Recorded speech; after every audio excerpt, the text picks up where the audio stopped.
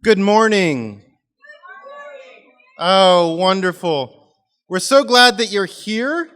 This is our summer Sunday school series. Our adult spiritual formation time together is focused on Christ, culture, and community.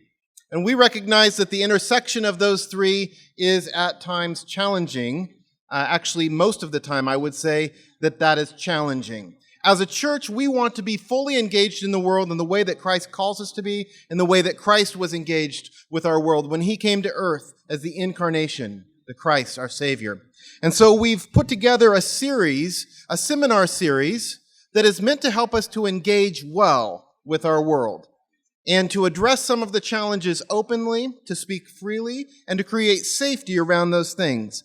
This week, we are privileged to have with us Dr. Andrea Cook, the president of Warner Pacific College. Many of you will know her already or know of her for sure. She's a member of this congregation, and we are really grateful to her for being here. I just want to say a little bit about her because she's a bit of a big deal, I got to say. No kidding. She's been a driving force. This is from the website, but I love these words. During her time at Warner Pacific College, Dr. Andrea Cook has been a driving force behind the college embracing its identity as an urban campus dedicated to serving the city of Portland. We want to be characterized as a church by that same attitude of service. And so we're grateful for the way that you're leading our college. We're grateful for the way that you lead in our midst. A couple of things that I just want to point out. In 2013, she was recognized as one of Adventist Health Foundation's Heroes of the Heart. This is a distinction awarded to local community members who are making a difference in Portland. Isn't making a difference something that we all want to do yet?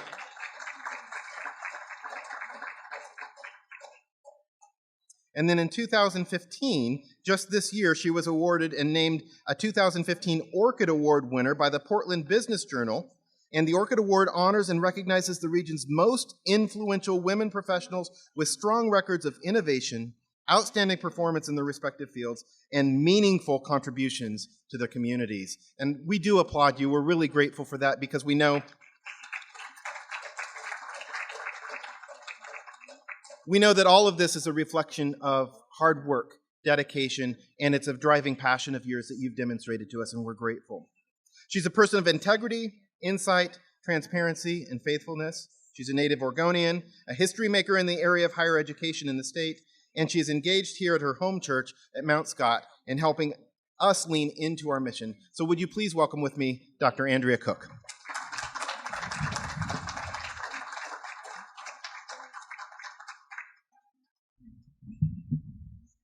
Well, I have to say it's good to be home.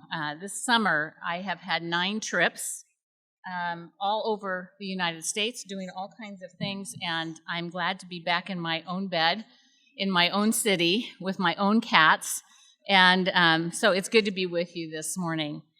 Today, I'm going to take you on a journey that the college has been on over the last few years and share with you some work that we've done. This has not been easy work, but it has been really important work. And one of the things that I'm constantly reminded of is that God is not surprised by this at all. He knows his world, and he knows the challenges in his world, and he has called us into this world to do his work. You know, one of the things that I feel privileged about is that the work that we do at Warner Pacific College is kingdom work. It is not about the college. It is about God's kingdom. And we've spent a lot of time in the last few weeks, particularly, talking about the why we do what we do. So often we get focused on the what and the how, but we have to always come back to the why. And the why is that we are called to love this place for the sake of Jesus Christ. And we get to do that through higher education. But even in the midst of higher education, there are things that are challenging that we have to do. And so today I'm going to share with you bridge building. Bridge building is something that I think can be applied to a lot of different circumstances and a lot of different challenges in the world. I was listening on my way here this morning to CNN, and you think about our political situation and the stuff that's going to be happening over the next 16 months. It could be applied to this situation. It could be applied to a lot of different circumstances. But in particular, today, I'm going to share with you about how we've applied it at Warner Pacific to the topic of LGBTQ students. So I'm going to have Dave go ahead and flip the slide, and I want to talk about why this conversation is important. The reality is that everything is changing in our culture. And again, remember, God is not surprised by this. With the Supreme Court decision of a few weeks ago, we have a very different set of circumstances that we're addressing. The reality is Portland and Oregon have been well ahead of the rest of the United States. Oregon has had laws with regard to same-sex rights, civil rights, and same-sex marriage for a while. Portland was way ahead of the rest of the state of Oregon, and so these are policies that are in place. And so that's a reality that we're dealing with. Views of sexuality are one of the 7 big issues that have young people leaving the church. I brought along a few books to share. This is one that if you haven't read it, I encourage you to read it. It's by David Kinnaman, who is the president of the Barna Group. The title of the book is You Lost Me: Why Young Christians Are Leaving the Church and Rethinking Faith.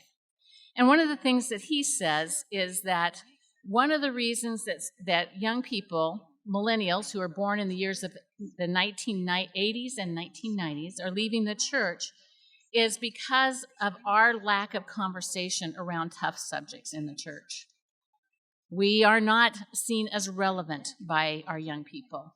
And so we have to address that. You'll notice the last 2 bullets there say 59% of millennials have either permanently or at least for an extended time dropped out of the church. And that is really disconcerting, and it's troubling to think about the future of the church and the future work of Christians in the world. One of the things that's real is that marriage and childbearing, if they happen, are coming later in life. This is right from Kinnaman's research. But sex is in the picture much earlier. More from Kinnaman.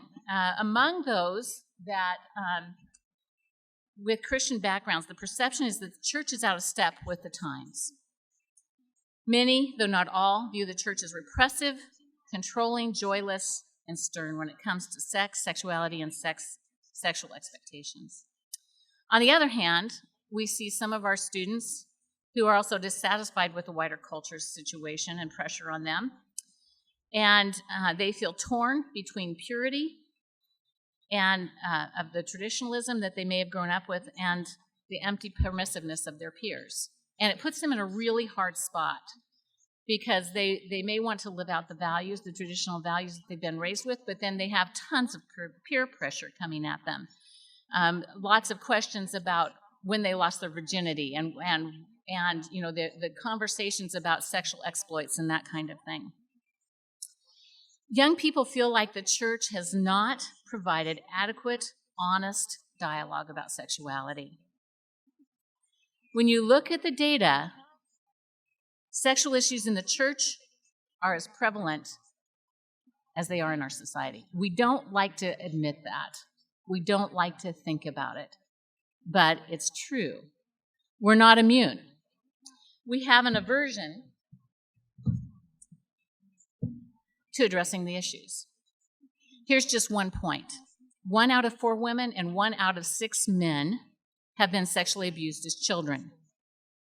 If you're looking at a church of 200 people, that means that we have 41 child sex survivors in our midst, 20.5%. Yet, how do we address that? How do we deal with that? Often we don't talk about it at all. How would we respond as a church if we had 20.5% of our congregation with cancer? How would we respond if we had 41 people in our church who had lost a child? How would we respond if we had 41 people in our church who had lost employment? So that's one issue. But then there are all the others. There's pornography, incest, infidelity, sexual identity, homosexuality. And the reality is that when we avoid the conversations, it creates a sense of taboo and curiosity and irrelevance for our young people. As Christians and as the church, we have avoided addressing some of the most hurtful and damaging experiences that people have encountered. And our young people see that and wonder, why engage if we're not going to be real? So the LGBT conversation in particular, one of the things that I realized is that it's an interesting time to be a college president. I'll just tell you that. I've been in higher education I'm starting my 39th year as a college administrator. And one of the things that you pay attention to is what's going on. You better, or you're going to be irrelevant. And one of the things that I saw was the experiences of other institutions where they were being confronted with this issue, and watching how they were addressing it made me realize that we better get into this game and we better think about it well. Avoidance doesn't eliminate the issue. We know that. I said to our board of trustees when I had this conversation with them 4 years ago, I said, sometimes I'd like to just stick my head in the sand, but I don't want to get shot in the tail end. And so it's a situation where rather than just putting our heads in the sand, we have to be engaged, we have to be proactive, and we have to think well about it. In some cases, schools just think, well, we'll just eliminate those people. I had a college president come meet with me a couple years ago, and he said, well, how in the world can you call yourself a Christian college?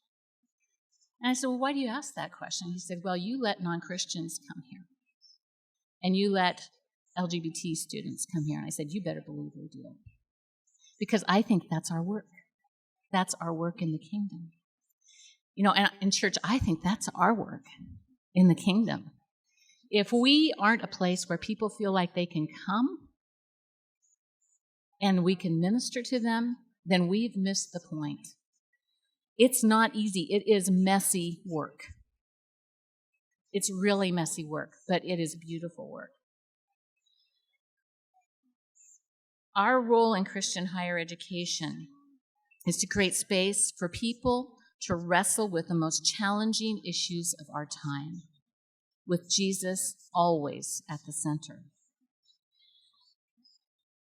I'm going to tell you 2 stories. The first one is about a young man who came to me in his freshman year. I have coffees in my office every semester, and I invite students to come in, and the agenda is theirs. They can tell me anything they want to tell me, or they can ask me any question they want to ask me. And it's always kind of interesting. It gives me a pulse of what's happening in their lives and what's important to them.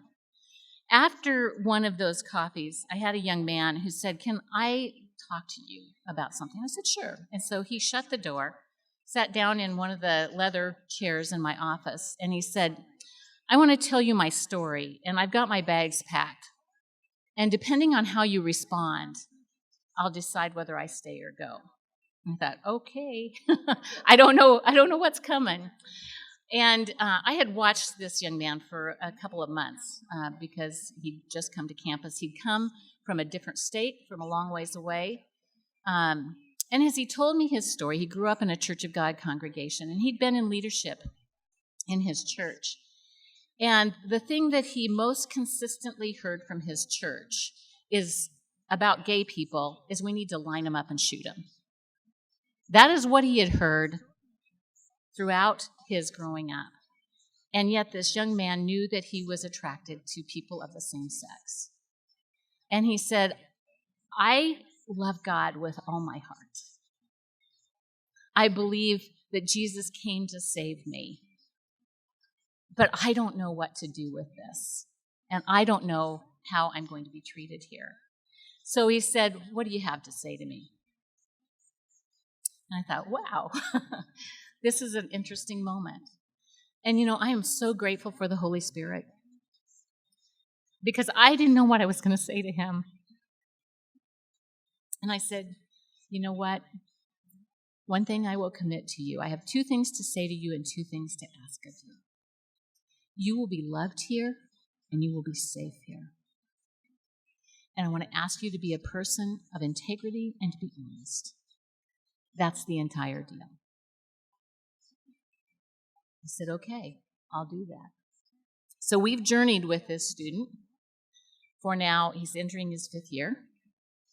And it has been a journey with many across our campus of walking with him and loving him well. Sure, he's made mistakes, but he's owned them, and we keep walking.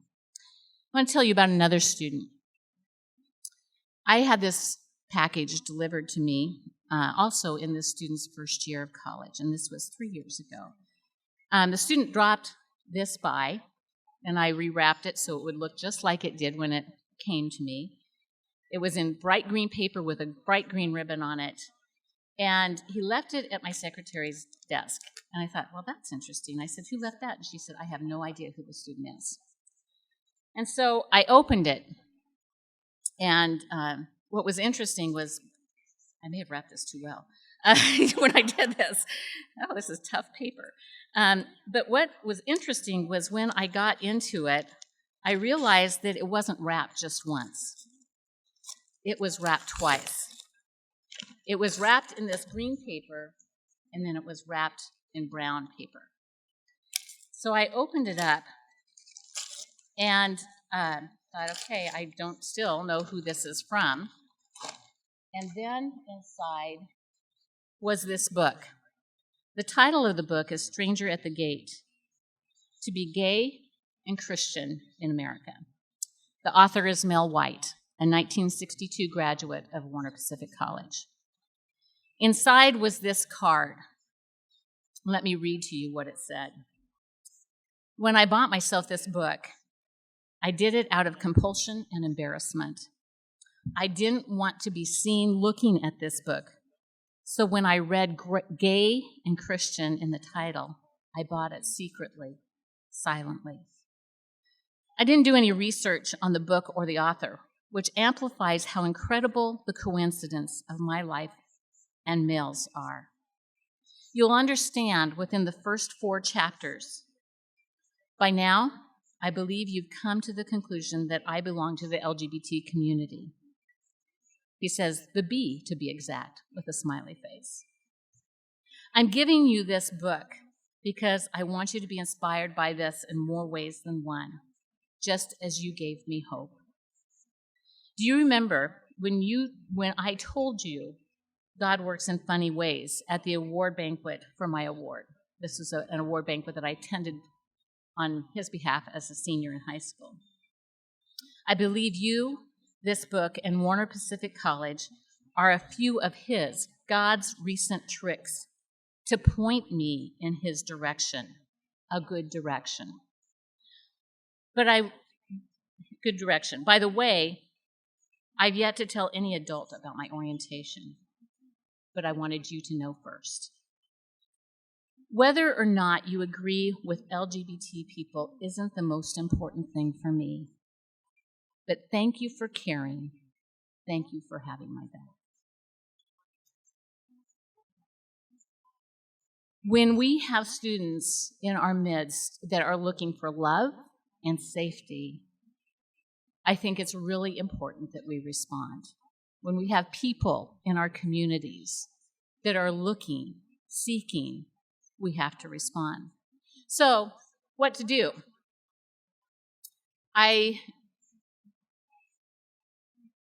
As I began to think about how we approach this, we had to be intent in whatever we did to follow the model of Jesus. In his ministry, he lived in the middle. If you look at the Gospels, Jesus lived in the messy middle of lots of different situations. If you just look through some of the stories that you're familiar with, like Nicodemus and the Sanhedrin in John 3, or blind Bartimaeus in Mark 10, or the lepers being healed in Luke 5 and 17, or Mary Magdalene in Luke 7, or Levi the tax collector in Mark 2, or the hemorrhaging woman in Luke 8, or the woman caught in adultery in John 8, Jesus always responded in a way that was in the middle relational space. He didn't go to the extremes, and we so often go to the extremes and have lived in an environment that has become so polarized. I felt like it was critical that we respond in the same manner that Jesus would respond. And so I began looking for someone who could help us with this, and I found a person named Andrew Marin. He wrote a book. I usually keep a whole supply of these on my bookshelf to give away, but I'm out, and so I went to Powell's and got this one very used issue. So if somebody wants it, you can have it. But he wrote a book titled Love is an Orientation. Andrew is a young man who grew up in the Chicagoland area. He was a Division I NCAA baseball player. He grew up in an Assemblies of God church, and he was a committed Christian. And in his first 2-3 months of college, he found out that his 3 very best friends that he'd had all through high school all were gay. They all came out to him. And it threw him into a tailspin because he realized all the language that he had used that was so pejorative and so damning of them. And here they took the risk to tell him that they were gay. And so as a result, Andrew began this journey of thinking about how do we do this bridge building so that we can bridge the gap. The subtitle of it is Elevating the Conversation with the Gay Community.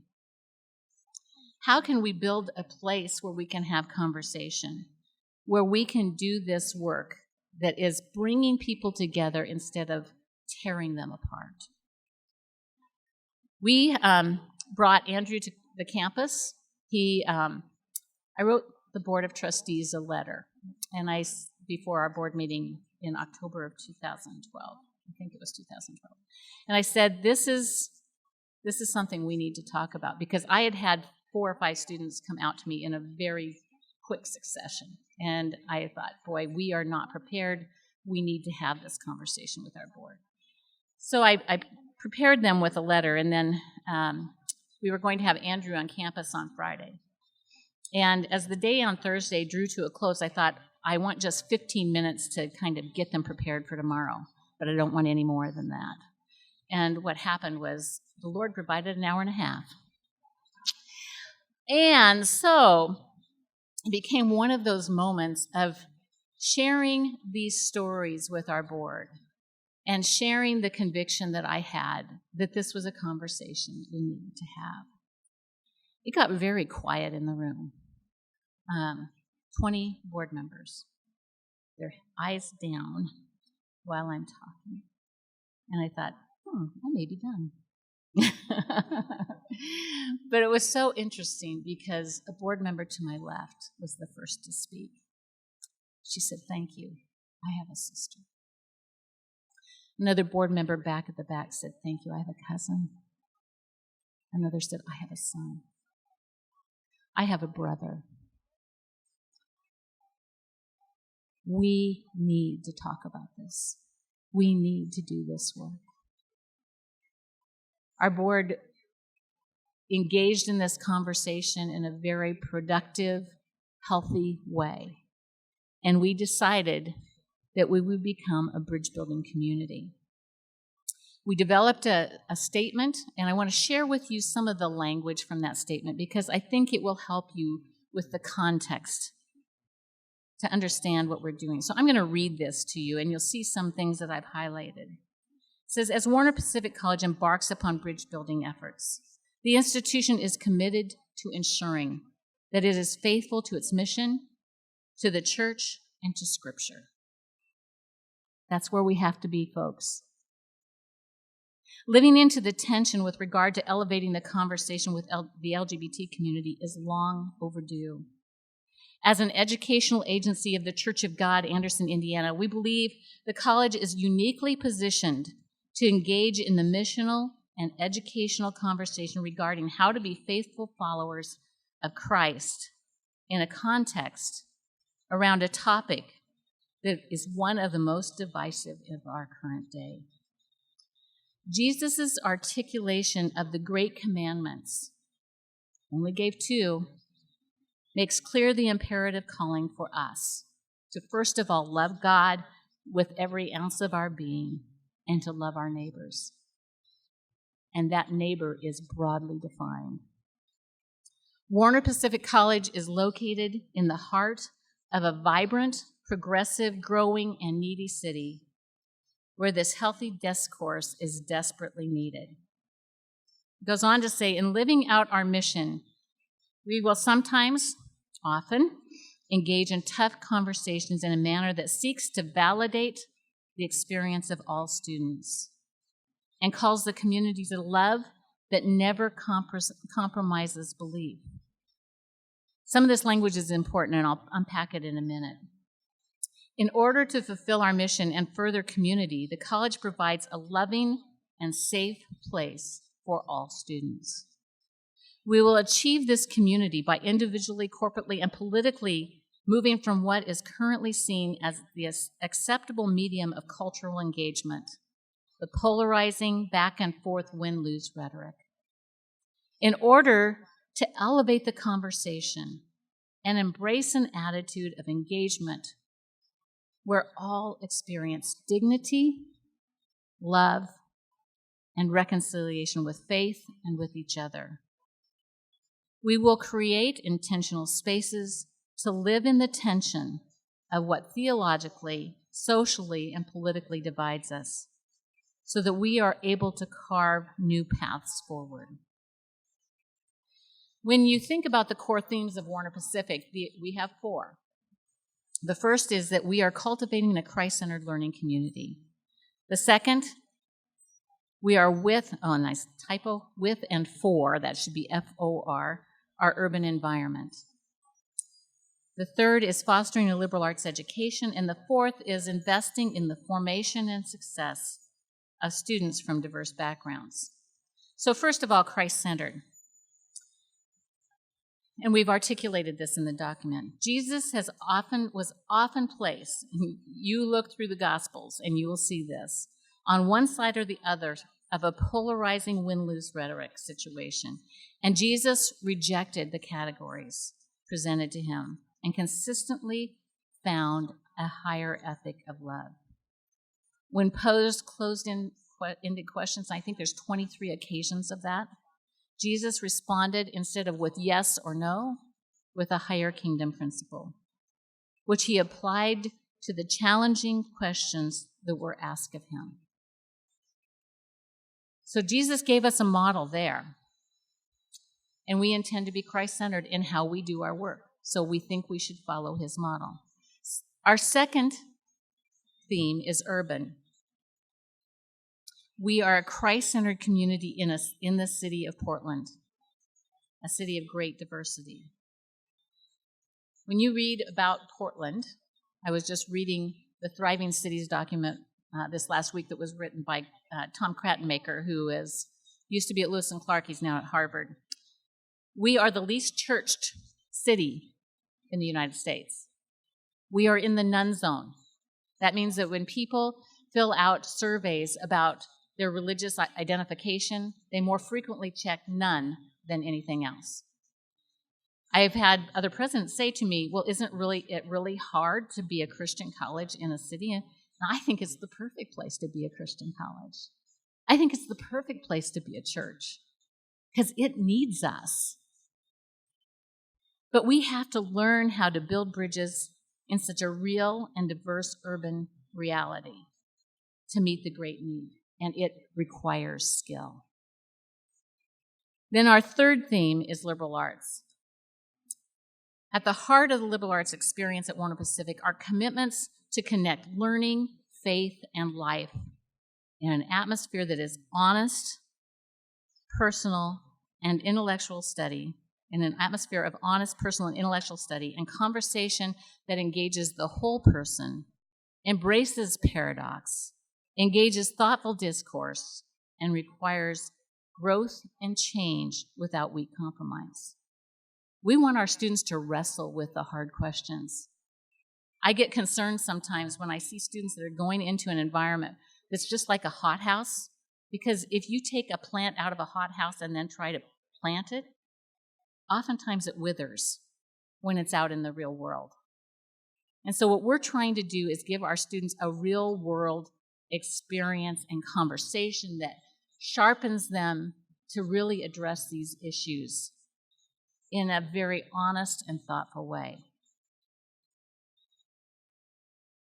Finally, diverse. We define diversity in a lot of different ways, from racial, ethnic, social status, economic status. But we also have students that are LGBTQ. We have students from the whole spectrum of life in America and the world. We have lesbian, gay, bisexual, and transsexual students at Warner Pacific. Some feel that this place supports them well and that they are safe. Others experience deep struggle and are uncertain whether Warner Pacific is the best community for them. We are committed to understanding that not every LGBT student thinks and believes the same thing. Listening to diversity frames and reframes our perspective. The Warner Pacific College community, and specifically Bridge Builders, I'll get it right, faculty, staff, sponsorship team, and college administration maintains a commitment to the other in word and deed, regardless of our majority-minority mix. That has been really key for us, to say we're going to lean into this conversation. And so then we say, therefore, consistent with our mission, we will be a safe place of growth and learning for all students, and we will love them well. We know this will be uncomfortable, but we are called to love wider than our comfort zones. We know this may cause disappointment and frustration, but we are called to love wider than our own convictions. We will not settle for black and white. We will not abandon paradox. We will learn to live in the tension. We will settle on loving and engaging as Christ does. One of the stories that Andrew tells in his book is about Billy Graham. And he tells the story of Billy Graham being invited to a state dinner by Bill and Hillary Clinton. And this was right after the Monica Lewinsky situation. The impeachment hearings had happened, and President Clinton was in a position of feeling like he really needed to do some work to restore his public reputation. So he invited, who else but Billy and Ruth Graham, to come to dinner. At that dinner that evening, a person from the media came up to Billy Graham and said, "What in the world are you doing here? Your presence condones Bill Clinton's behavior." And this is what Billy Graham said. He said, can you just imagine the Southern drawl? The way I read my Bible, it's clear that it's the Holy Spirit's job to convict. It's God's job to judge. My job is to love, and I'm here doing my job. Friends, I think we get confused about what our job is. We too readily want to do the Holy Spirit's job or God's job. And our job is not to convict or to judge, but to love. Our position is that all students will be loved and safe. We are for all people because they are created in the image of God, and Jesus was for all people.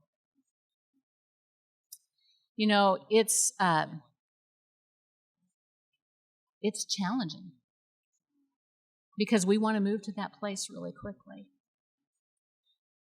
And yet, I believe, and I'm convinced, and part of my response to the president who asked me how we could call ourselves a Christian college, when I told him that it's all in who we hire and who's on our board, because I believe our work is to live out our Christ-centeredness in such a way that when people come around us, they smell Jesus on us.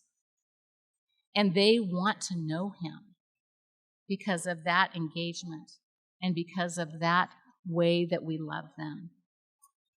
And we oftentimes make judgments of people based on what we're uncomfortable with. But every single student, every single person we encounter is created in the image of God, whether they're homeless, whether they're LGBT, whether they're a person of color.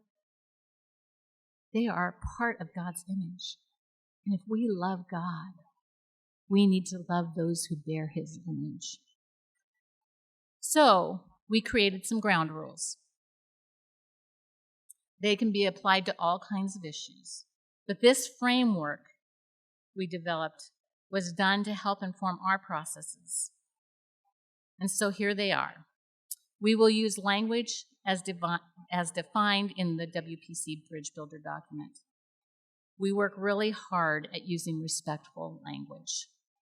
We will affirm the dignity of each person. We will engage in active listening and encouraging those present to include their voices in the conversation, inviting the views of all participants. We will be truthful, transparent, and engaged. We will respect others' boundaries. We will avoid trying to convince others that we are right and that they are wrong.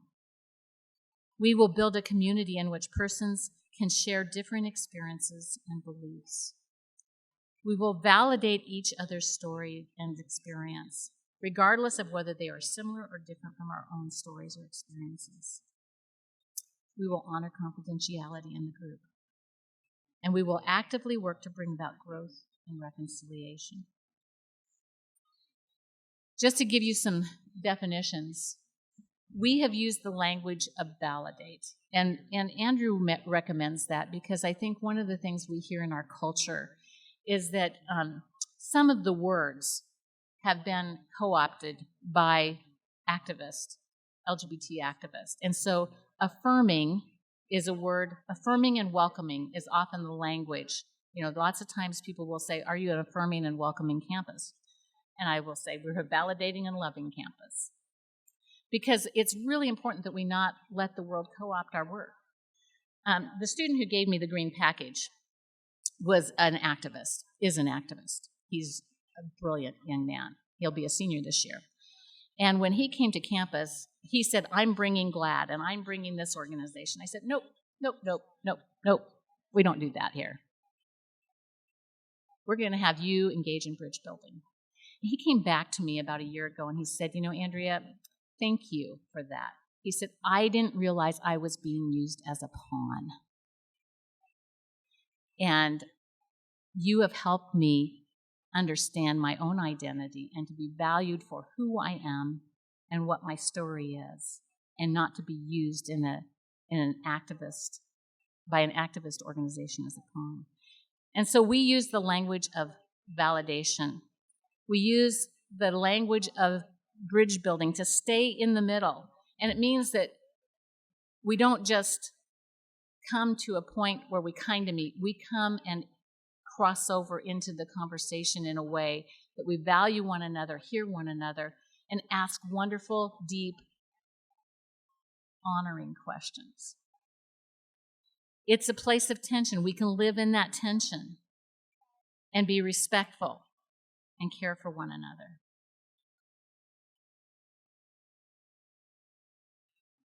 If someone from the other is not an active part of the bridge building experience, bridges are not being built. And I think this is one of the challenges that sometimes we have in community. When we don't know anybody, when we don't have anyone in our midst that's reflective of a different opinion, we don't build bridges. We stay on our side of the bridge and keep holding our assumptions. And so if we're going to do this work, we've got to be ready to engage. We've got to be ready to step into the conversations. Inclusion. Actual inclusion of all people, sides, and beliefs and systems. Inclusion is not including only the people we choose to include. Now that's where it gets challenging.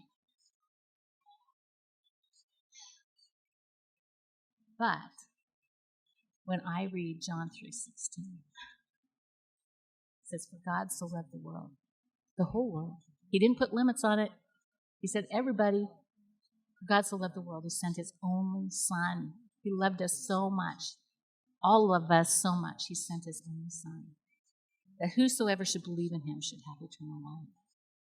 And folks, if we don't engage, they're not going to hear the gospel. They're not going to hear the story.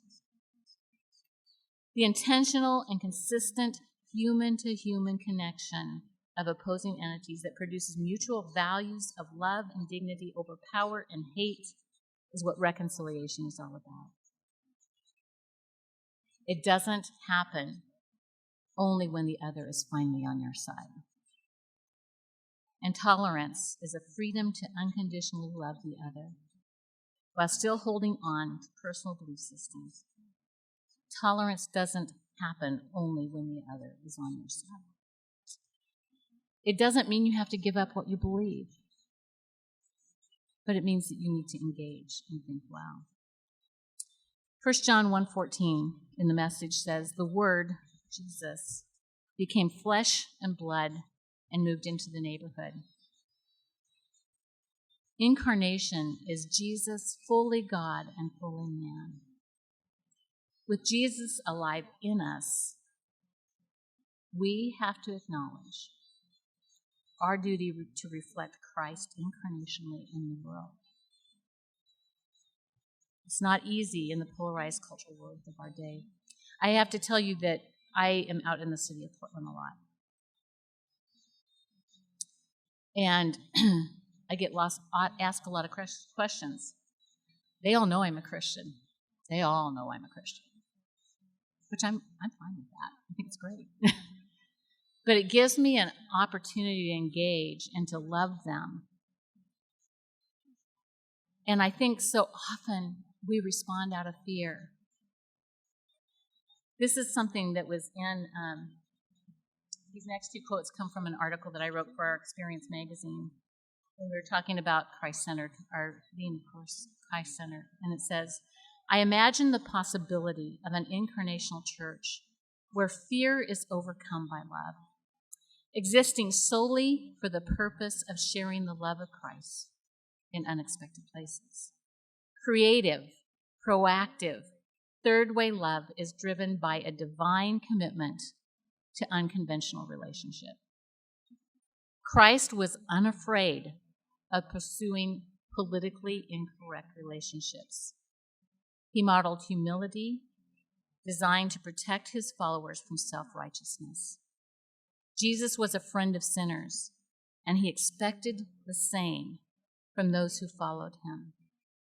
In essence, being a friend of sinners ought to be an identity marker of a Christ-centered person.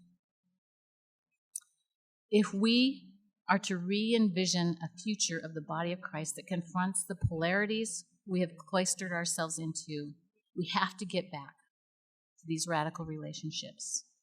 Yes, even with sinners that Christ modeled on earth.